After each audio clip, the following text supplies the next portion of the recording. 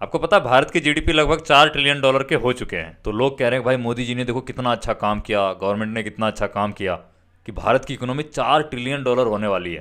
लेकिन आपको पता है जीडीपी बढ़ती कैसे है? जीडीपी बढ़ने का रीजन होता है सबसे पहले कि लोन लेना। लोग लोन लेते हैं, ज़्यादा सामान खरीदते हैं, ज़्यादा कंपनियां भारत में इन्वेस्ट करती है, इसके बाद जॉब्स प्रोवाइड करती है, उसके वजह से भारत की जीडीपी ग्रोथ होती है। अब एक रिपोर्ट कहता है कि 2019 में भारत के हर एक व्यक्ति के ऊपर 2 लाख रुपए का कर्जा था और 2025 में भारत के हर एक व्यक्ति के ऊपर लगभग 5 लाख रुपए कर्जा है। एक बात बताइए सर, जब आप ईएमआई पर चीज़ें ज़्यादा खरीदोगे, कर्जा ले लेके सामान खरीदोगे, भारत की जीडीपी तो बढ़ेगी ना। और जब आप कर्जा लेके सामान खरीदते हो तो इसके बाद आपकी सैलरी कितनी भी बढ़ जाती है, उससे कोई फर्क नहीं पड़ता है, क्योंकि आपके पास पैसा बचता ही नहीं है।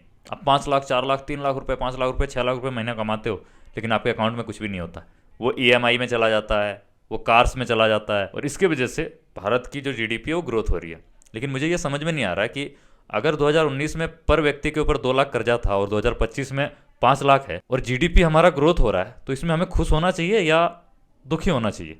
अब ऐसा नहीं है कि सिर्फ लोगों ने कर्जा लिया है, भारत सरकार भी दूसरे देश से कर्जा ले रहे हैं। और जब वो दूसरे देश से कर्जा लेंगे और यहाँ अपने देश में इन्वेस्ट करेंगे तो हमारी जीडीपी तो ग्रोथ होएगी। लेकिन आपको ये भी समझना होगा, सरकार जितना कर्जा दूसरे देश से लेगी, रुपया उतना ज़्यादा गिरेगा। अभी देखो ना, रुपया और डॉलर में अंतर देख लो।